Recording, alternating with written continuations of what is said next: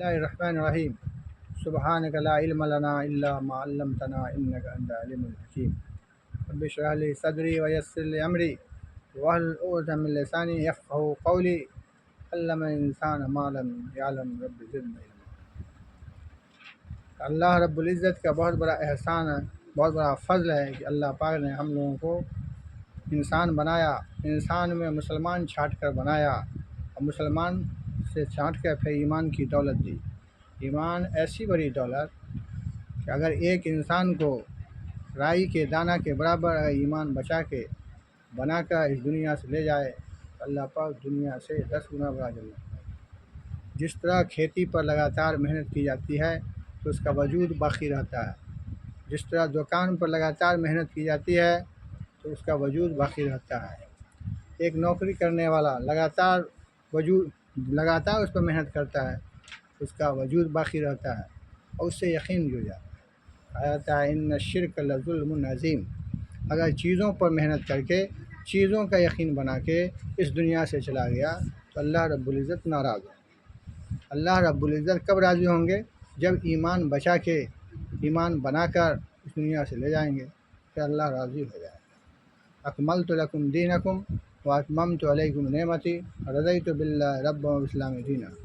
کہ کامل دین محمد صلی اللہ علیہ وسلم کا لایا ہوا، اللہ پاک نے اس پر مہر لگا دی اور کہا یہ قیامت کی صبح تک کے لیے چلے گا۔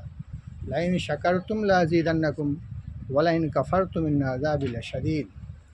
اللہ رب العزت قرآن پاک میں ارشاد فرماتا ہے، اس کا مفہوم ہے کہ جب تم میری نعمتوں کو پاؤ تو وہ اس کا شکریہ ادا کرو۔ نعمت کو پا کر ناشکری کی تو اللہ پاک نعمت کو چھین لیں گے اور سخت عذاب میں ڈال دیں گے۔ تو اس لیے ہماری زندگی کا ہر شعبہ اللہ رب العزت کی شکر گزاری کا ہو۔ ایمان سے یہی چاہا جا رہا ہے کہ ہمارے دل کا یقین درست ہو جائے۔ دل کا یقین کیسا درست ہو؟ صحابہ جیسا جب دل کا یقین بنانے کی محنت کریں گے تو دھیرے دھیرے عمل پر جمنا آسان ہو جائے گا۔ تو دل کا یقین درست ہوا انبیاء علیہ السلام کا کہ چیزیں نفع پہنچانے میں اللہ کی محتاج ہے، اللہ چیزوں کا محتاج نہیں ہے، اور چیزیں اللہ کی محتاج ہے، اللہ چیزوں کا محتاج نہیں ہے۔ جیسے کہ آگ کی صفت ہے جلا دینے کی، لیکن ابراہیم علیہ السلام کے لیے 1 مہینہ آگ تیار کیا گیا، نمرودی آگ، اور اس میں ان کو غلیل کے ذریعہ اس بیچ آگ میں پھینکا گیا۔ اس دوران فرشتے آئے کہ ابراہیم علیہ السلام آپ دعا کیجیے اللہ سے کہ اس عذاب سے اللہ بچائے۔ تو ابراہیم نبی علیہ السلام نے ارشاد فرمایا کہ میرا یہ حال ہی دعا ہے۔ 40 دن تک جب ابراہیم علیہ السلام کا یقین درست تھا تو 40 دن تک اس آگ میں وہ رہے۔ اللہ پاک نے کیا کہا؟ سلام قلنا یا نار کونی بردا سلاما علی ابراہیم۔ ابراہیم کو سلامتی سے رکھی۔ اس آگ کے اندر پانی کی نہریں، دودھ کی نہریں، شہد کی نہریں اور انار کا درخت لگ گیا۔ انار بھی وہ پکا ہوا وہ کھاتے رہے اور 40 دن تک اس میں اللہ کا شکر گزاری کرتے رہے۔ اصل ہے انبیاء علیہ السلام نے محنت کی اور محنت کر کے دکھا دیا کہ اللہ رب العزت کیسے راضی ہوتے ہیں۔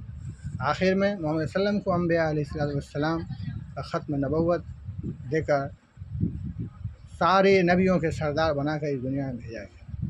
کہا گیا اکملت لکم دینکم واتممت علیکم نعمتی ورضیت باللہ ربا وبالاسلام دینا۔ کہ اس دین محمدی پر مہر لگا دی گئی، کامل دین کا، جو اس کو اپنا لے گا کامیاب ہو جائے گا۔ کہا جاتا ہے ایک ہے اللہ کو ماننا اور ایک ہے اللہ کو پہچاننا۔ اللہ کو پہچاننا اپنی ذات سے بھی ہے اور پوری انسانیت میں اللہ کی پہچان کرنا، اور اللہ کو ماننا بھی ایسا کہ جس طرح حق ہے، حق کا تقاتی ولا تموتن الا وانتم، حق ادا کرنا اور ماننا ہوگا، اور ماننے کے ساتھ اللہ کی پہچان بھی کرانی ہوگی۔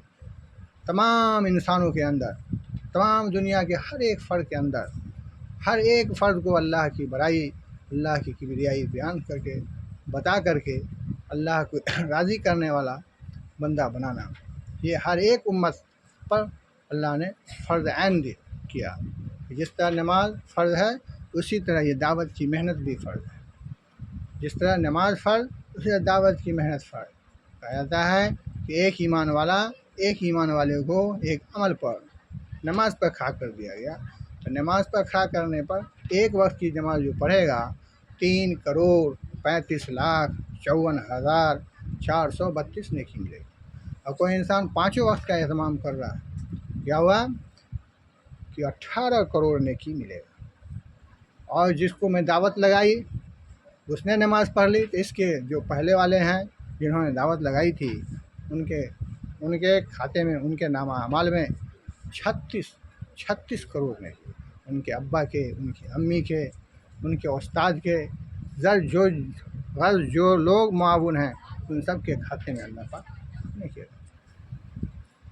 نماز ایسی دولت، یہ محمد صلی اللہ علیہ وسلم کی آنکھوں کی ٹھنڈک ہے، یہ قبر کی روشنی ہے، یہ منکر نکیر کا سوال ہے، کا حل ہے. جس نے نماز پڑھی اس نے دین کو قائم کیا، جس نے دین کو قائم کیا اس نے دین کا حق ادا کیا. کہا جاتا ہے کہ نماز دین کا ستون ہے، جنت کی کنجی ہے. جو دین کو قائم کیا، جس نے نماز نہیں پڑھی وہ دین کو ڈھا دیا. تو اس سے یہ چاہا جا رہا ہے نماز سے کہ ہماری زندگی صفت صلاۃ پر آ جائے. جس طرح امام کے تابع اپنی زندگی کو نماز کے حالت میں گزارتے ہیں، اسی طرح باقی زندگی میں بھی ہم صفت صلاۃ پر زندگی کو گزارنے والے ہو جائیں. اور اس کی دعوت پوری انسانیت میں لگانا، اس لیے کہ ہر ایک بندہ اللہ کو راضی کرنے والا. اور ہماری زندگی میں علم کا بھی ہونا ضروری